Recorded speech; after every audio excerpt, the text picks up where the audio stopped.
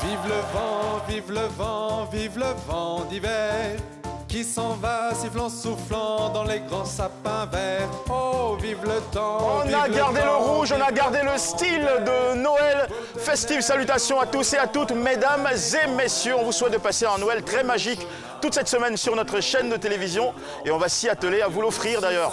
Eh bien, la fête de Noël, c'est pas la magie, c'est pas le rêve pour tout le monde. Vous allez bien vous en rendre compte en suivant tout de suite, de manière résumée, la présentation et l'histoire de notre invité, abandonné par son épouse, seul avec leur enfant malade. C'est son Noël à lui, il vient nous le raconter, un Noël bien triste, mais nous serons là pour lui apporter du sourire, du soleil et oui, des directions. C'est parti tout de suite pour le visuel. C'est Midi reçoit aujourd'hui un père solitaire, mais qui reste dévoué au bien-être de ses enfants. Siagbe Adama Jules a 32 ans et est père de 3 enfants. Issu d'une famille polygame, il arrête les études en classe de première D suite au décès de son père. C'était en 2010. Après avoir effectué de petits boulots pour subvenir à ses besoins, en 2016, il se forme à l'infographie dans une boîte de communication publicitaire. En 2017, tout va basculer. Sa femme l'abandonne en période de fête de fin d'année. Il se retrouve au chômage à cause de la maladie de sa fille cadette. Restez avec nous, tous les détails de son histoire avec Jean-Michel Ounin. Eh bien, mes amis, mesdames et messieurs, recevons à présent notre invité sur le plateau de ce midi, Monsieur Siagbe Adama Jules.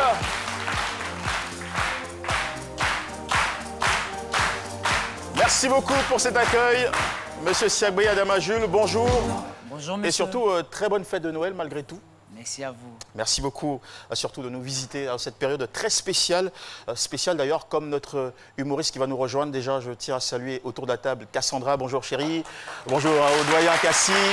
Bonjour à notre cher Paulus Agathon qui attend vos réactions. Chers internautes qui nous suivez en direct sur ce plateau, notre humoriste est là avec toujours quelque chose de surprenant.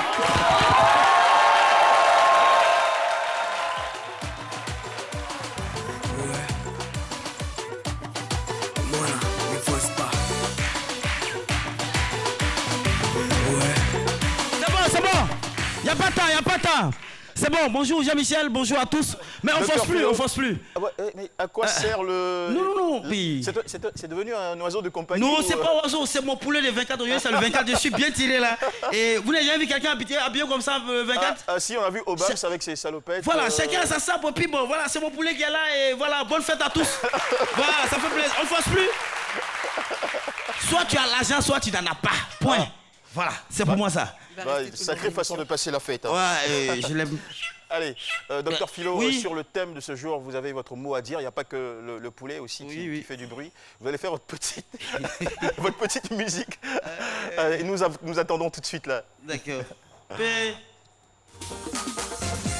Le thème du jour, selon docteur Philo. Oui. C'est... Oui. Le réveillon de Noël avec ma fille malade. C'est déplorable ça, c'est déplorable. Moi je suis avec mon poulet, je ne peux pas l'abandonner, je ne peux pas abandonner ma femme. Moi je dis, monsieur, courage, hein, parce que les femmes, parfois, Jean-Michel, je rêve même d'un monde sans femmes. Ah non, c'est pas possible. Non, souvent. Vous ne seriez pas ici aujourd'hui s'il n'y avait pas eu une femme. Ah, donc c'est impossible alors. Ah ouais. C'est impossible. Vous le réalisez hein. Oui, vous répondez à la question. Vous le réalisez maintenant, non? Non, mais ça veut dire que c'est un monde sans femme, c'est impossible. C'est impossible. Mais pourquoi la femme fuit à la veille de Noël comme ça? C'est que les femmes nous rendent la vie impossible. Vous avez répondu à la question. Et c'est pour dire que moi, je vais profiter de ce moment-là pour m'adresser à celle qui est à la maison à ce moment. Pardon bébé, si tu veux m'abandonner, il faut m'avertir 5 ans avant. Ah, là comme ça je vais me préparer à la maltraiter, la malmener comme ça, elle-même elle va s'en aller seule. Moi s'en aller seule. Non mais franchement. On fait pas souffrir non une mais femme. Jean-Michel, c'est déplorable. On peut donner un bébé malade. Qui a fait l'enfant? Et c'est nous les garçons qui portons grossesse. Tu prends un enfant qui est là, tu mets l'enfant au monde et tu l'abandonnes aux mains de ce monsieur à la veille de Noël comme ça. Et peut-être qu'elle a une bonne raison de le faire, on ne sait pas. Oui, peut-être que mais généralement les femmes c'est comme ça. Ouais, foyer. Une fois elles sont dedans, elles font mariage, ils battent comme ça, et quand c'est chaud, elles fuient. Mais ça c'est déplorable. Elle a eu peut-être mieux ailleurs. Mais il faut l'avertir, prends le temps de l'avertir quand même, tu donnes les raisons. Le gars, s'il se prépare, s'il peut prendre une autre femme pour venir, la vie est ainsi faite. Monsieur, moi je n'ai pas trop tergiversé, je vais vous dire que Dieu est avec vous. N'a rien. Elle est partie, non. Les femmes, qui êtes-vous pour vous comporter comme ça? Non, mais qui êtes-vous? Monsieur, Dieu va faire votre palabre. Je vous jure, au sortir de cette émission, vous serez heureux. Et je vous dis quelque chose, que dans la vie, tout le monde ne peut pas être heureux. Tout le monde ne peut pas naître avec une cuillère en or à la bouche. Parfois, peut-être c'est le passage obligé. Dieu a voulu que vous passiez par là, que cette femme-là vienne vous mener la vie, occupez-vous de votre enfant sainement. Souvent, vous voyez les boss dans les voitures, ils sont en train de monologuer, n'enviez personne. Vous pensez que c'est parce qu'il est en train de mémoriser son compte bancaire? Mon frère, problème qu'il y a à lui là, c'est Dieu seul qui sait. Mais ce que je vais vous dire, de persévérer, peut-être que c'est le passage obligé, au risque de me répéter, Dieu va faire votre palabre. Et c'est là, quand il revient là. Allez. Merci beaucoup, Dr Philo, avec des applaudissements concernant votre prise de parole. Toujours sur le thème, nous avons décidé particulièrement aujourd'hui de faire tourner le micro en studio. Dr Philo, nous allons le faire avec vous, parce que vous avez le talent pour. Alors, la question que vous allez poser, c'est, avez-vous déjà fêté Noël loin de vos enfants? Est-ce qu'il y a des parents J'ai enlevé la perruque, avec nous? Y a-t-il des parents en studio aujourd'hui? Des parents responsables, il y a beaucoup de parents qui sont allés en mode shopping, donc du coup ça fait moins de fréquentation comme de... Ici, les visages font plus responsables, je préfère. Madame, levez-vous, ça fait rien, ça fait rien. La question... Avez-vous déjà fêté Noël loin de vos enfants? Oui. Levez-vous, levez-vous. Non. Non, pas du tout? Oui. Ok, jusque-là ça se passe bien, mais est-ce que vous avez passé un Noël tout de même, un Noël triste? Ça vous est déjà arrivé de passer un Noël triste? Non. Non, pas du tout. Vous avez toujours eu la chance de vivre Noël de façon magique. D'accord. Qui a passé un Noël un peu compliqué, un peu difficile? Qui a déjà eu un Noël un peu difficile, un peu compliqué? Voilà, on a une main de ce côté. Ça, levez-vous. On va l'encourager avec des applaudissements alors qu'elle se tient debout. Bonjour. Bonjour. À tous. Oui. Une année, c'était, je crois, en 2011. J'ai passé un Noël un peu difficile parce qu'on venait d'aménager dans une ville à l'intérieur du pays. Donc, j'étais seulement avec ma mère. Les autres étaient restés à Abidjan. Donc, ça fait que sans mes frères et sœurs, c'était un peu triste. Un peu triste. D'accord. Tenez, prenez ça, consolez-vous avec ça. Prenez. Allez, vous allez tuer. C'est une mission compliquée que vous le confiez là. D'accord. Allez, nous on a confié. Voilà. Nous, on a décidé de partager avec vous, mesdames et messieurs, aujourd'hui, l'histoire de M. Siagbe Adama Jules, qui passe un Noël tout particulier. Il est infographe, âgé de 31 ans, issu d'une famille nombreuse et polygame. Vous avez perdu votre père en classe de première, vous aviez 22 ans à l'époque, ce qui vous a valu d'arrêter vos études. Le décès de votre mère a suivi 2 semaines plus tard, donc la même année, et en 2 semaines d'intervalle, vous perdez vos 2 parents. Vous êtes donc resté vivre dans la cour familiale à Yopougon-Selmer. Votre compagne vous y a rejoint en 2012 et a vécu à vos côtés jusqu'en début 2016, c'est bien ça, l'année où elle vous a quitté. Avec elle, vous avez eu 3 enfants. Elle est partie avec le Benjamin et vous a laissé avec les 2 premiers gosses. Je signale aussi que votre deuxième est une fillette de 5 ans aujourd'hui, malade et paralysée. Alors, mal à l'aise dans la cour familiale, vous avez aménagé dans une baraque quelque part à Yopougon, jeune fille, c'est bien ça le nom de ce quartier. Aujourd'hui, vous êtes un père déboussolé, épuisé par votre situation, qui vient se confier à l'équipe de Sémidi. Monsieur Siagbe, comment vous avez vécu, et c'est notre première interrogation, cette période sombre de disparition de vos 2 parents, qui étaient vos seuls pourvoyeurs, vos seuls appuis, et ça en l'espace de 2 semaines d'intervalle. Qu'est-ce qui s'est passé? Il faut noter que cette période a été très difficile pour moi. Parce que perdre un seul parent même est déjà compliqué. Et les 2 à la fois, j'étais abattu. Je me suis dit que la vie n'allait plus être facile pour moi.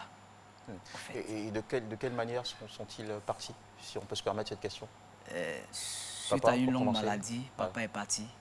Et après quoi, maman n'a pas certainement su supporter le départ de papa brusque. Elle aussi, elle s'en est allée. Voilà, encore une fois, Yako. Merci. Et puis, on se demande derrière ça, comment ces 2 disparitions très choquantes, douloureuses, à peine supportables, ont affecté votre quotidien? Bon, la vie, pour moi, n'était plus facile, il faut le noter. Et quand papa et maman sont partis, avec les frères, c'était encore plus compliqué. Parce que vous étiez une famille très nombreuse. Voilà, c'était encore plus compliqué. Avec les frères. Qu'est-ce qui n'était plus comme avant? Qu'est-ce qui avait changé de façon pratique? Ce qui a changé véritablement lorsque papa est parti, c'était un peu difficile à la maison de pouvoir joindre les deux bouts, même souvent trouver à manger. Voilà, chacun se débattait comme il pouvait pour pouvoir subvenir à ses propres besoins en fait. Et est-ce que vous avez eu du soutien à une certaine époque, puisque j'imagine que vous êtes l'un des derniers de la famille, c'est bien ça, vous faites partie des derniers enfants, vous avez des grands frères, des grandes sœurs. Est-ce que vous avez reçu de l'aide venant d'eux? Non, non, pas d'aide franchement. Et pourquoi? Pourquoi cette solidarité-là a manqué? Il y avait une raison particulière? Il y avait certainement une raison, mais moi je ne voudrais pas rentrer peut-être dans certains détails de peur que certaines personnes de mes frères ne se sentent peut-être indécis ou frustrés. Je pouvais de moi-même faire des petits bricolages et puis arriver à subvenir à mes petits besoins sans toutefois les joigner ou bien la les emmerder. Voilà. Sur vos frères et sœurs qui sûrement avaient leurs propres problèmes, leurs challenges aussi, Voilà. étant également affectés par la disparition des parents. Alors donc de 2010 à 2016, parce que 2016, je marque cette année-là parce que c'est l'année où vous allez pour la première fois entrer dans une entreprise qui va vous payer avec un salaire. On reviendra sur ces détails, mais avant, de 2010 à 2016, vous avez vécu ou survécu à partir de petits métiers, ici et là. Voilà. Racontez-nous un peu cette période de grande débrouillardise par laquelle vous êtes passé. À cette période, je n'avais pas de choix, je touchais à tout. J'ai fait la vente des articles, c'est-à-dire j'ai fait des promotions, voilà, vente des produits de santé, des produits cosmétiques tels que les pâtes dentifrice, le savon et autres. Et j'ai même été sollicité par un ami pour vendre du GABA. Voilà, nous avions vendu à cette époque-là le GABA. Il était le vendeur principal, vous étiez le co-vendeur. Voilà. D'accord. Le copilote de la petite boîte de GABA. Oui, oui. D'accord. Ok. Et c'est comme ça que je trouvais un peu aussi là-bas à manger. Voilà, avec ce dernier. D'accord. Donc c'est essentiellement ça que vous avez fait pendant ces 6 années-là. Ces 6 années. D'accord. Et c'est justement pendant ces années-là que vous avez aussi rencontré cette fille que vous avez aimée, qui est devenue plus tard la mère de vos enfants. Vous en avez eu 3. C'est bien ça, vous l'avez rencontrée en 2000... Nous nous sommes rencontrés en 2006 pour la première fois. 2006, d'accord. Voilà, et c'est en 2012, suite à la grossesse de notre premier-né, qu'elle est venue à la maison avec moi et nous sommes restés là. Et elle connaissait bien votre situation Oui, elle connaissait très bien ma situation parce que je lui ai rien caché de ma vie. Voilà, elle savait très bien ce que je faisais, je me débrouillais. Voilà, je lui ai rien caché de ma famille, puisque d'ailleurs elle avait commencé déjà à fréquenter certains membres de ma famille. Donc il n'y avait rien à cacher. Et qu'est-ce qu'elle faisait dans la vie? Elle était élève à cette époque. Voilà, elle était élève. D'accord. En classe de première, je crois. D'accord. Et vous l'avez enceintée pendant qu'elle était encore à l'école? Oui, nous étions encore à l'école lorsque nous nous sommes connus. L'amour était trop fort. Hein. D'accord. Ok.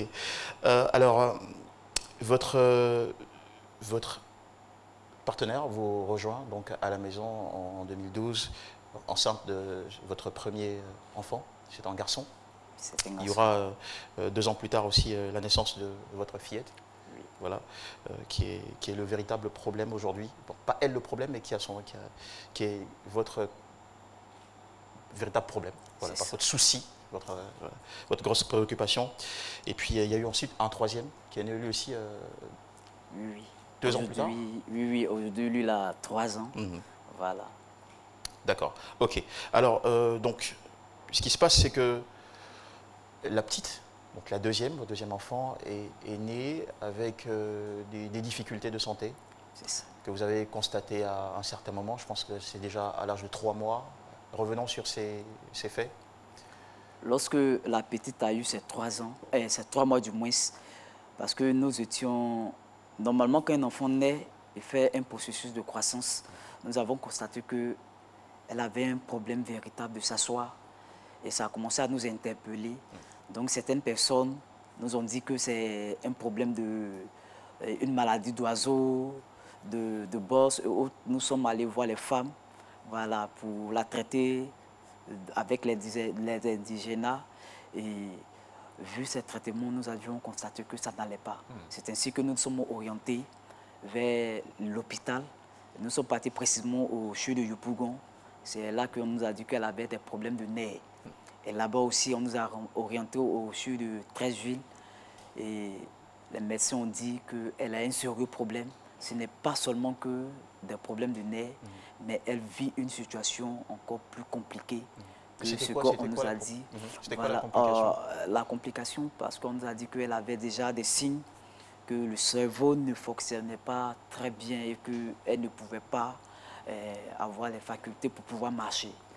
Voilà, donc on nous a orientés au centre de guidance d'Adjamé. Voilà, compte tenu aussi de cette époque-là, je n'avais pas aussi les moyens pour pouvoir aller avec elle là-bas, pour pouvoir suivre les traitements. Donc j'ai dû abandonner, essayer de voir comment je peux toucher un peu de tout pour rassembler les moyens pour faire face à cela. Ouais, parce que pour les détails, la petite est née en 2014. Vous, en 2016, vous avez eu vous avez été récupéré par une entreprise qui vous a donné une formation en infographie et qui vous a payé, qui vous payait un salaire de 35 000 francs par mois. Oui, 35 000 et vous y avez travaillé pendant 1 an avec un salaire de 35 000 francs par mois. Bon, tout ça, c'était pas suffisant pour faire face au quotidien et surtout aux difficultés de la petite, de votre fille. C'était vraiment pas suffisant parce que le quotidien en Abidjan, une chose c'est d'avoir le travail, mais le transport pouvait nous épuiser. Et chaque fois, les enfants à la maison doivent manger. Donc, il faut faire face à cette réalité.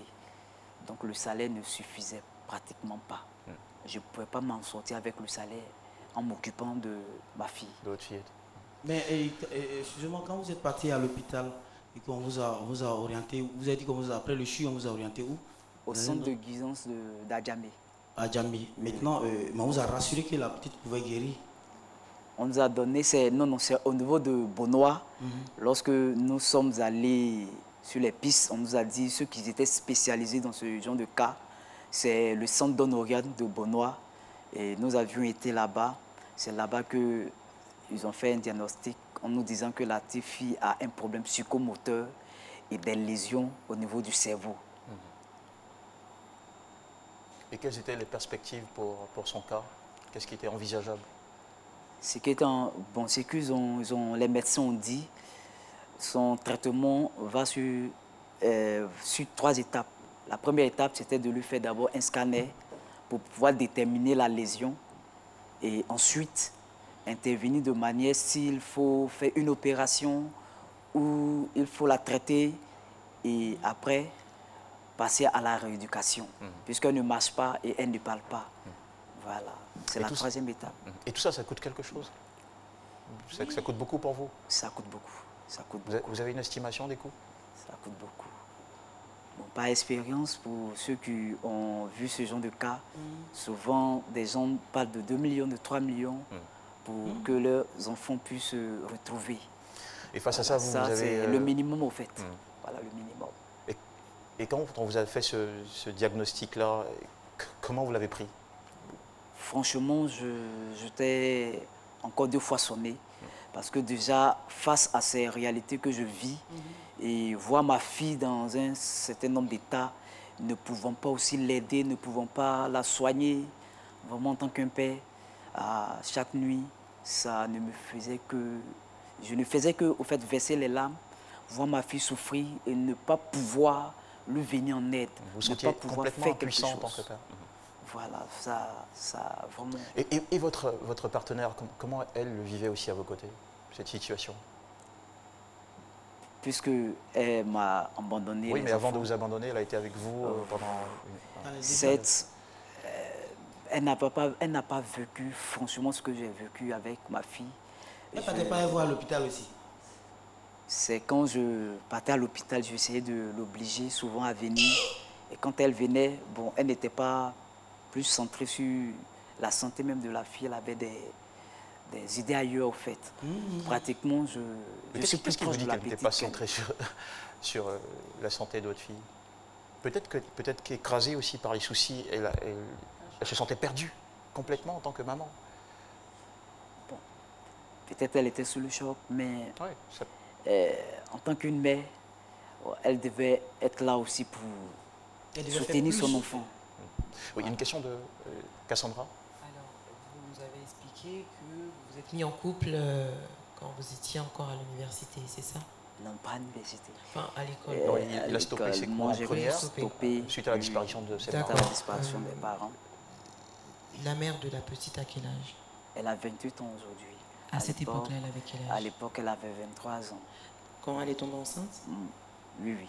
23 ans, et vous? Moi, j'avais 25 ans. D'accord. Il y a 3 enfants. Oui, oui. La petite est atteinte de la maladie. Est-ce qu'elle était préparée à ça? Parce que depuis tout à l'heure, je vois on s'indigne, oui, pourquoi elle n'était pas là, etc. Mais est-ce qu'elle était préparée à ça? Ça peut être un choc émotionnel aussi, de sa part. Est-ce qu'elle vous a donné une raison pour laquelle elle est partie et elle n'a pas pu rester jusqu'au bout? Elle ne m'a pas donné de raison valable. Et tout ce que j'ai essayé plusieurs fois, on a essayé d'entamer ce sujet, mais elle m'a dit qu'elle est fatiguée au fait de souffrir. Qu'elle est fatiguée de souffrir? Elle est fatiguée de souffrir. D'accord. Donc déjà, dans la phrase, il y a souffrir, les purs prix. Après, il y a la fatigue. Donc, vous êtes tout de même d'accord qu'elle a souffert à vos côtés? Pas par votre faute, on ne le dit pas tout de suite. Mais vous êtes conscient en tant que partenaire? Vous l'avez vu souffrir, vous l'avez vu elle, en tant endurer. que femme qui devait avoir au moins le dos large pour vraiment donner l'amour, parce que personne ne peut nier l'amour maternel. Si elle, qui est la mère, me dit qu'elle a souffert, je ne sais pas comment je vais dire, exprimer ma souffrance. Mais attention, il ne faut pas être insensible aussi à la difficulté de l'autre. Déjà, dans un premier temps, est-ce que vous êtes d'accord que, parce que vous avez des conditions socio-économiques assez compliquées, assez fragiles, elle acceptait de s'installer à vos côtés dans des conditions pareilles, c'est un sacrifice qu'elle a fait, c'est un sacrifice qui est fait mu par l'amour. Vous voyez, ensuite, elle a pris des grossesses. Je sais que ça n'a pas été facile pour vous d'assurer des frais et tout ça, vu vos revenus financiers. Donc il y a eu une souffrance qu'elle a endurée. Est-ce que vous, au moins, en tant que partenaire, vous comprenez qu'elle a souffert? Est-ce que vous acceptez le fait qu'elle ait souffert? Ou vous dites non, vous n'y croyez pas du tout? J'aurais voulu... Non, déjà, est-ce que vous pourriez, je vous demande poliment, est-ce que vous pourriez répondre dans un premier temps à cette question? Cette question... Franchement, ça sera difficile pour moi de répondre. Parce que jusque-là, je ne peux pas au fait, me mettre dans sa peau et puis trouver les mots à sa place. Mais vous ne pouvez pas aussi être empathique. Aussi, moi, à un niveau aussi, vu la petite, vraiment, Donc, vous pensez que vous êtes le seul à avoir souffert et vous n'acceptez pas Non, je n'ai pas dit que je suis le seul à souffrir. Mais j'aurais tellement voulu que nous soyons ensemble, autour de la petite. Oui. J'aurais voulu tellement que nous soyons ensemble pour plus aider la petite. Je crois que si papa et maman sont là pour veiller sur la petite, ça pourrait aussi aider la petite. Mais si elle se désengage en disant qu'elle a souffert, et que moi aussi je dis, bon, j'ai souffert aussi, je me désengage, dans ce cas, voilà. Et la petite, on l'a su tuer. D'accord, c'est votre avis. On va maintenant prendre celui de nos chers internautes. Vos réactions, mesdames et messieurs, avec Paulus Agathon. Alors Jean-Michel, nous avons ici le message de Steven Nda, voilà, sur la page Facebook. Il dit, vous le dites, en tant que mère, elle devrait faire plus comme toute femme. Mais est-ce qu'à la base, à la naissance de la fille, sa mère était déjà assez disponible pour la petite avant de s'effacer tout doucement au moment de la maladie? Allez, on reviendra, donc on va vous laisser répondre à cette question. Est-ce que vous avez senti madame disponible, engagée à vos côtés face à cette épreuve de santé de votre fillette? Pas vraiment.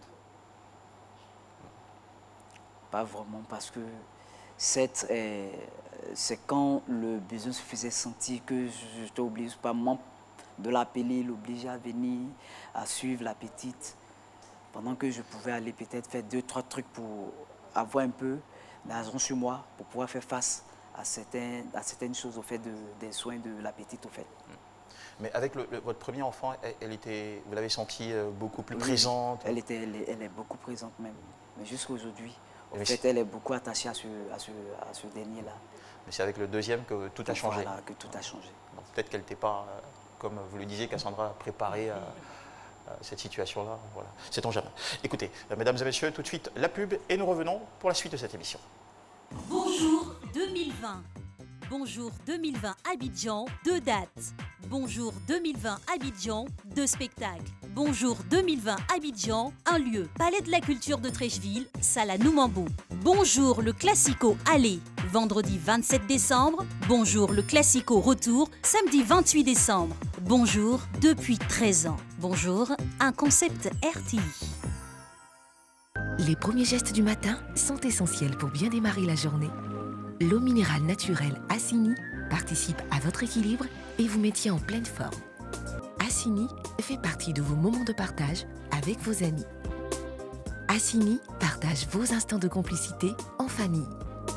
Au sport, au bureau, entre amis ou en famille, l'eau minérale naturelle Assini est présente et partage vos instants de vie.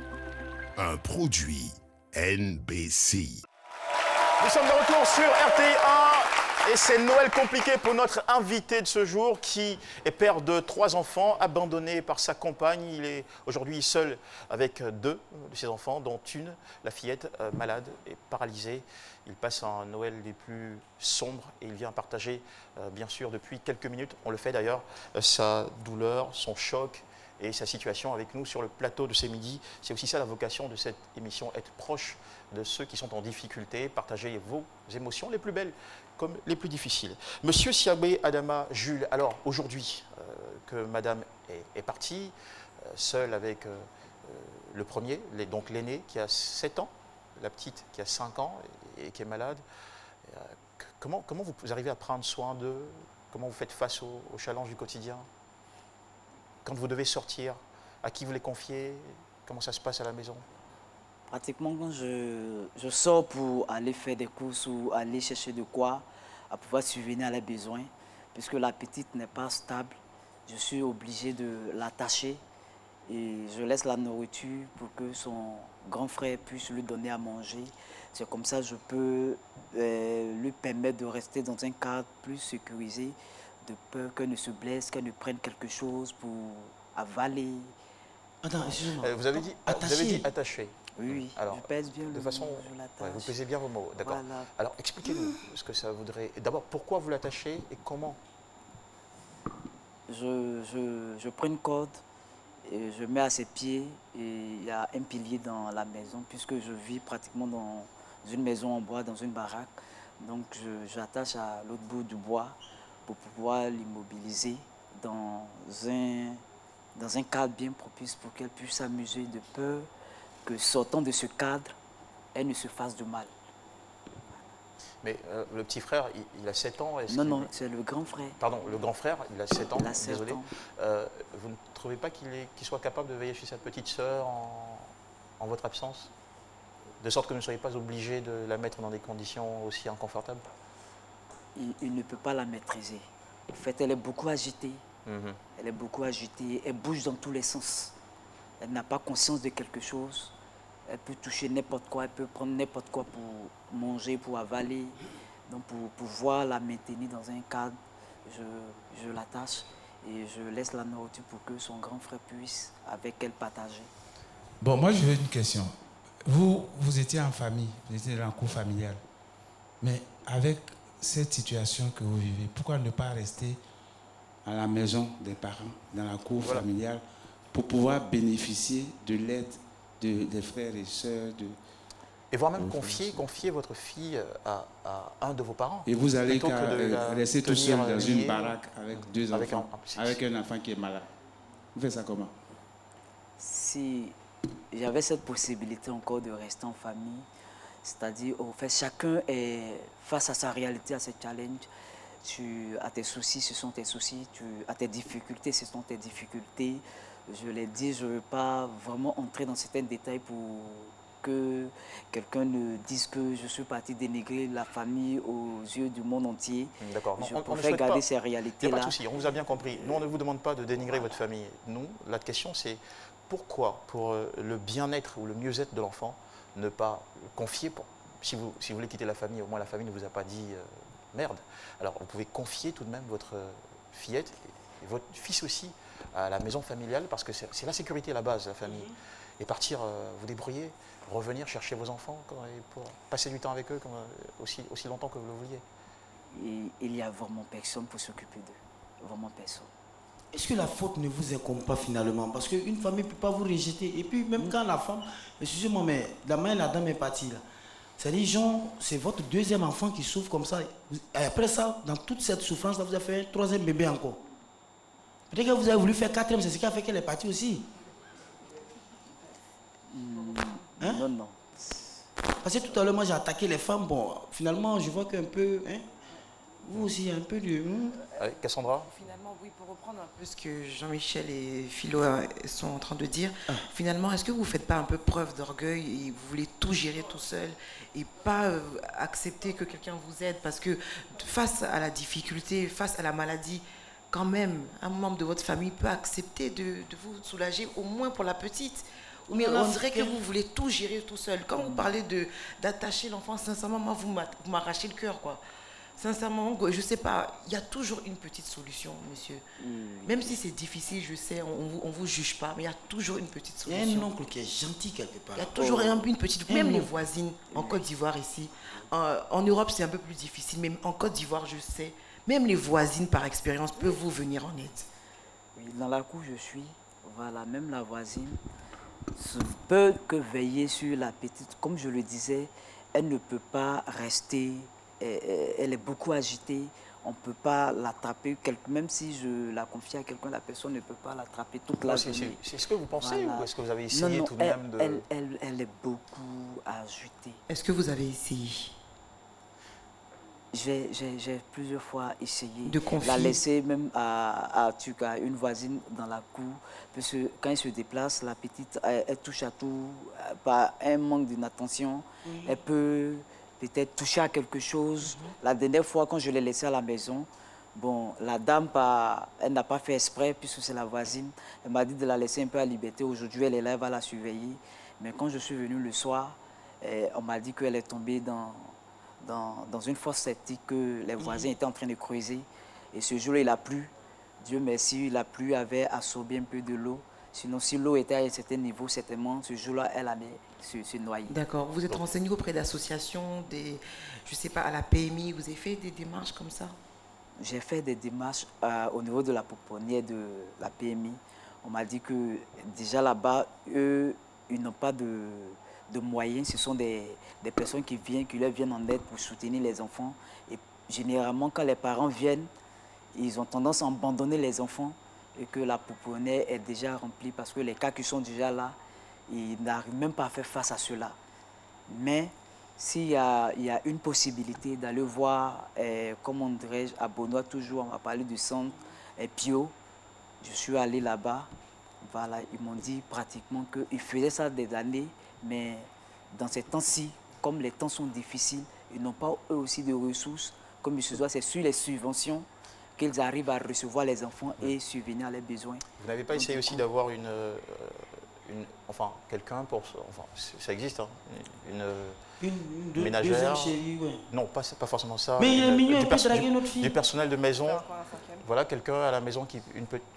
Une jeune nounou, voilà, pour surveiller votre enfant. Juste pour ça. Et puis vous battre dehors pour avoir... Prendre une nounou et sans activité, je fais comment pour la payer. Ça peut faire partie aussi. Ça peut vous motiver aussi, parce que si vous la prenez, vous allez vous dire, il faut absolument que je trouve, j'ai n'importe quoi, 10 000 francs à la fin du mois pour la payer, ou je sais pas, je ne connais pas les prix dans ce type de cas-là. On avait essayé avec une nounou, elle-même, elle a eu abandonné l'enfant, puisque la petite ne parle pas, elle fait tout sur elle. Pratiquement, elle fait tout sur elle. D'accord. Le temps ne suffira pas pour aller dans tous les détails. On comprend votre lutte et votre combat. On va maintenant se tourner vers quelqu'un qui est parent d'enfant et qui a son expérience et qui a son recul aussi pour vous conseiller. C'est notre doyen, le doyen Cassie. Cassie Quadio, c'est la minute du doyen. Quoi qu'on puisse reprocher à M. Siagbe, à tort ou à raison, je me fais fort de remarquer quand même son bel instinct paternel. Félicitations et beaucoup de courage. Merci. Que Dieu vous soutienne. Je voudrais, si c'est possible, s'il m'est permis, de m'adresser à la mère de ces enfants. Peut-être qu'elle nous suit. Pour dire ceci, Un enfant, ça se fait à 2. Donc, c'est au moins à 2 qu'il faut s'en occuper. Je m'imagine, supposons qu'aujourd'hui, elle apprenne que M. Siagbe a abandonné les 2 enfants, leur petit garçon de 7 ans et leur fille de 5 ans qui est malade, qui est handicapée, dans la baraque et qui s'est enfui, quelle serait sa réaction? Je suis sûr qu'elle ne pourra pas tenir. Son instinct maternel va s'éveiller et elle va remuer ciel et terre pour retrouver cette fameuse baraque où sont ses 2 enfants, en vue de les mettre à l'abri. Je suis sûr qu'elle le ferait. Mais alors, pourquoi démissionner? C'est une démission, ce n'est pas normal. Je voudrais que madame se ressaisisse et qu'il vienne aider le père de ses enfants à s'en occuper, à s'occuper d'eux. Ce serait vraiment souhaitable. Je lui demande pardon de se ressaisir et de revenir. Et voilà qui met donc une belle note de conclusion à cet entretien avec M. Siagbe Adama Jules. Nous vous souhaitons beaucoup de courage et pourquoi pas aussi une issue, du soutien pour aider votre fille. Vous avez dit que ça peut s'évaluer à 2 voire 3 millions. Voilà.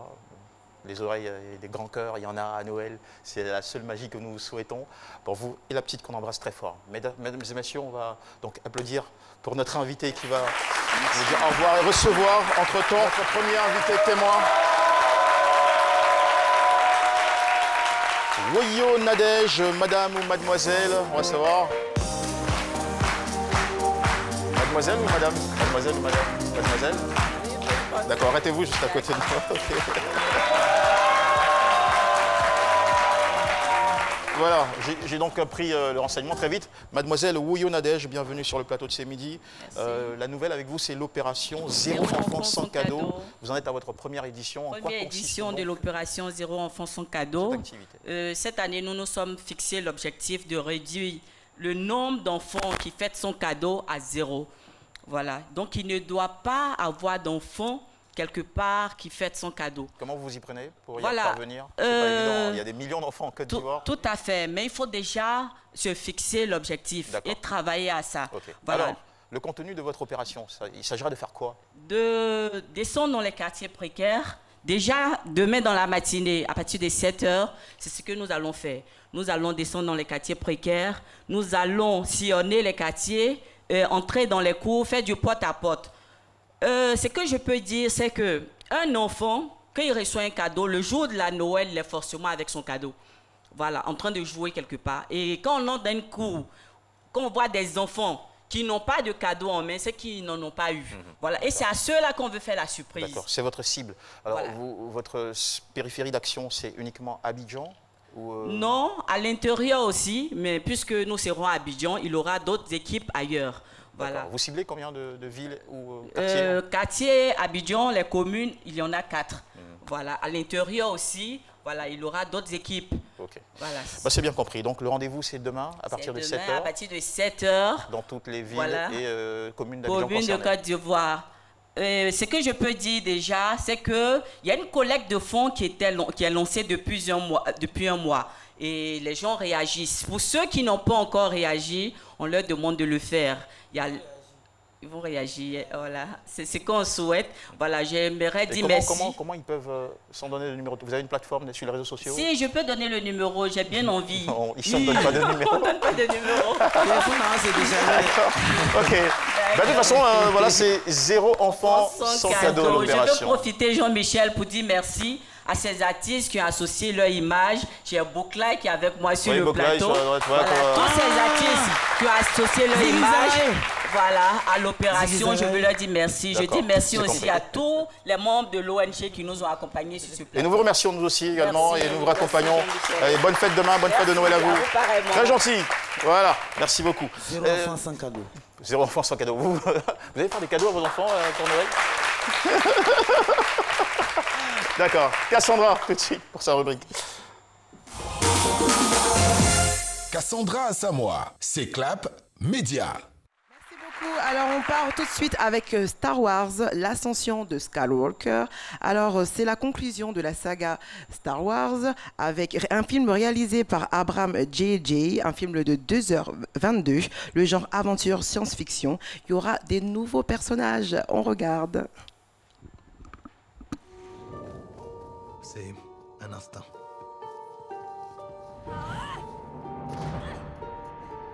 Une sensation. La force nous a réunis.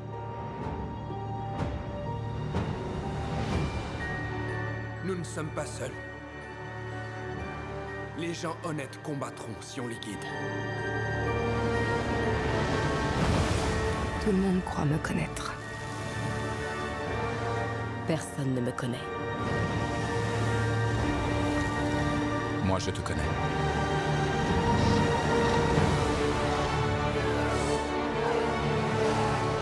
Longtemps, j'ai attendu. À présent, votre rapprochement.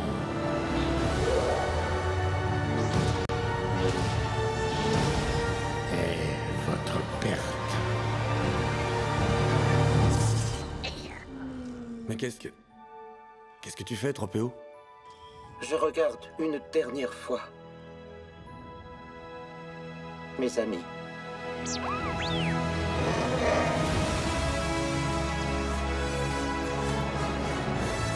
Affronter la peur, c'est le destin de tout Jedi.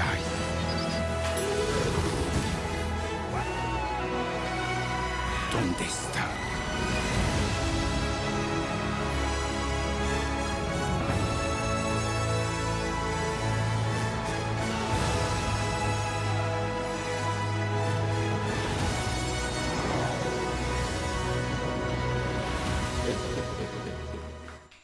Voilà, dans tous les cinémas de la place, on part tout de suite dans la partie média avec CNews qui fait un carton plein d'audience avec Éric Zemmour, journaliste, écrivain et polémiste aussi. Mais carton plein pour Éric Zemmour, plus de 250 000 téléspectateurs ont regardé l'émission. On critique, beaucoup de réticences, mais on regarde. Comme on dit chez nous, on n'aime pas... mais on ne laisse pas. On finit avec Juste quelqu'un de bien. Produit par RTI Distribution, réalisé par Jean-Noël Bas. 17 épisodes de 26 minutes, tous les dimanches à 20h50 sur RTI 1. Voilà, c'était pour tout Voilà, pour aujourd'hui. Un rendez-vous à ne pas rater. Merci Voilà. Cassandra, qu'on applaudit. Merci. Alors, ce qu'on va faire tout de suite... vous êtes prête, ma chérie? Oui, d'accord. Donc, on va prendre maintenant notre chère Alissa, qui va tout de suite nous envoyer les infos, le Noël de nos stars, ici. Giza Consulting Move Côte d'Ivoire présente la 6e édition du festival Abidjan by Night avec Tikenja Fakoli en concert live. Le samedi 28 décembre 2019 au Palais de la Culture à partir de 20h jusqu'au petit matin avec Ariel Chéné et Obams. Ticket disponible dans vos points de vente habituels à 5 000 francs et 10 000 francs CFA. Réservation salon VIP au 52 61 44 44. Move, no limit. Zéna Alissa Camille, c'est Affairage People.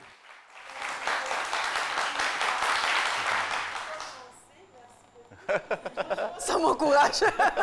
Cette semaine, nous allons parler de Desbordeaux Likoufa, le sujet en ce moment sur les réseaux sociaux. Qu'est-ce qui se passe avec Desbordeaux qui a eu un concert qui était vraiment bien... Le public a quand même répondu présent, tout s'est bien passé. Alors, au concert de DJ Mix, il y a eu comme un petit souci. DJ Mix, à qui on fait un petit coucou au passage, qui a vraiment rempli le Palais de la Culture. On a eu des fans qui n'étaient pas très contents des propos que tenait Desbordeaux Likoufa pendant qu'il était sur la scène lors du concert de DJ Mix. Alors, ça m'a un peu blessée parce que je pense que tout part d'une bonne intention. Peut-être qu'il gère mal sa communication, peut-être qu'il n'arrive pas à trouver les mots nécessaires pour ses sentiments. Mais dans le fond, on sait tous que Desbordeaux, il a adoré Arafat. C'était vraiment Tom et Jerry. C'est pas méchant ce qu'il fait. Essayons d'être un peu tendre avec lui parce que ça peut être difficile aussi pour lui de vivre tout ça au grand jour. Déjà, quand on vit quelque chose de difficile, seul, c'est compliqué. Et là, si tout le monde est au courant, ça peut être encore plus compliqué. Donc, l'idéal, ce serait d'être un peu plus gentil avec Desbordeaux. Franchement, essayons d'être un peu plus tendre avec lui. Parce que c'est pas... Ouais, il peut faire une dépression. Ne laissons pas partir nos stars comme ça.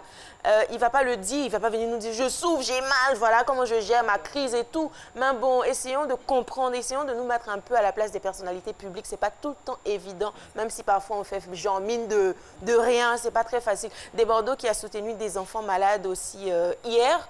Voilà, il a décidé de prendre quelques enfants en charge. Vraiment beaucoup de courage. Que le Seigneur te fortifie. Ça, c'est en joli. C'est tout pour aujourd'hui. À cette occasion aussi, un autre invité, après vous avoir entendu, qui va partager avec nous une autre actualité. C'est monsieur John Haïté Dossavi, président de l'ONG RAPEC, qui nous visite sur le plateau de ce midi.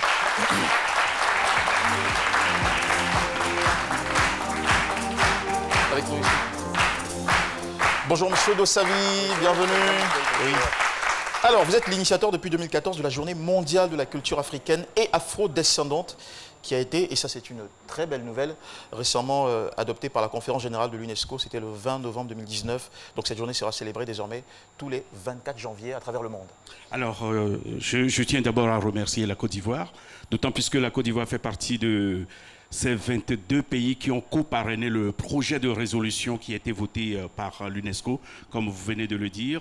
Rappelons tout simplement que la Journée mondiale de la culture africaine est une des recommandations du premier congrès panafricain sur la place de la culture dans le développement de l'Afrique. Il est très important que l'Afrique, berceau de l'humanité, doit se doter d'une journée dans l'année pour célébrer ses valeurs, ses us et coutumes. En tout cas, chose faite aujourd'hui pour cette fin d'année. C'est une véritable joie pour tous ceux qui sont des promoteurs entrepreneurs culturels de voir qu'une journée est entièrement dédiée et reconnue par les Nations Unies. Super. Alors, pour ceux qui découvrent cette journée-là, quel est le programme en général, de façon très générale et brève? Qu'est-ce que vous mettez dans cette journée-là pour la rendre aussi différente?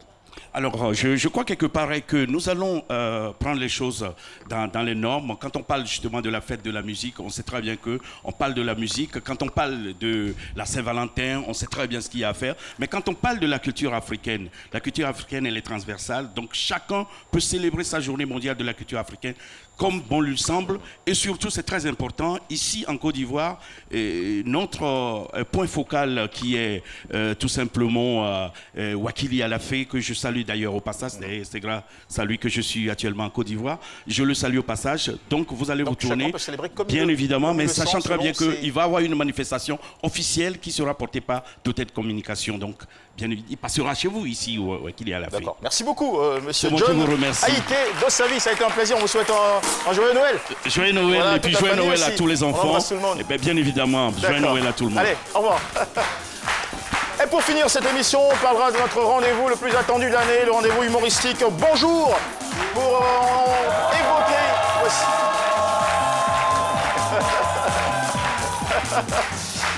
Agalawal dans une sacrée démarche en imitant l'artiste Obams. Voilà, et sa chanson... Non, il ne force pas. La démarche depuis un moment là, tous les Ivoiriens, les épaules sont bloquées en haut comme ça. Même pour prendre crédit, on ne force pas. Ok, Agalawal, bonjour, ouais. Bienvenue. Bonjour. Avec vous, on parle pour finir cette émission de Bonjour. Oui. Notre grand plateau humoristique de fin d'année sur RTI. Oui, effectivement. Ça fait quelques jours, je vois des plaisantins passer sur ce plateau ici, là. Vous parlez Ils disent que vos c'est classico. Nous, on va para ça. On va para ça. Alors, vous êtes sur le premier, voilà. Plateau ou le deuxième plateau? Non, moi, je joue des deux pieds. Donc, c'est sûr que je suis dans les deux clubs. On ne sait jamais. Mais je vais donner rapidement l'information. Bonjour 2020. Cette année, c'est dans la même salle. On a deux dates, le 27 et le 28. Ne manquez pas. Venez prendre la bonne humeur qui va vous faire traverser la frontière pour entrer dans 2020. C'est tout ce que j'ai à dire. Et l'autre information. Les tickets sont pas chers. Les tickets sont toujours en vente. Les tickets sont toujours en vente. Au prix de 10 000 francs CFA. À RTI Publicité Vallon pour avoir les tickets. RTI Publicité Vallon, toujours en vente au prix de 10 000 francs CFA. On vous souhaite aussi une très jolie fête de Noël, une bonne fête de fin d'année. Merci. Avec toute la famille, merci. Plein de bonheur. Bonjour 2020, ne ratez pas. Bonne fête à tous nos amis qui constituent le club Zoto. Voilà le club, c'est ça, le club de Zoto. Soutien Bifolé de la Maraoué.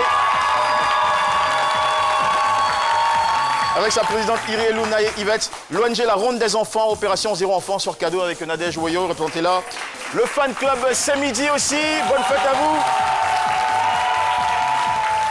Merci à Morisa Création pour ce beau polo. On vous embrasse très fort. Bonne journée, bonne fête, profitez bien et surtout bonne semaine. Caroline Da Silva vous attend demain jusqu'à vendredi pour boucler cette belle semaine. C'est midi. Allez, au revoir à tous et à toutes. C'était un plaisir.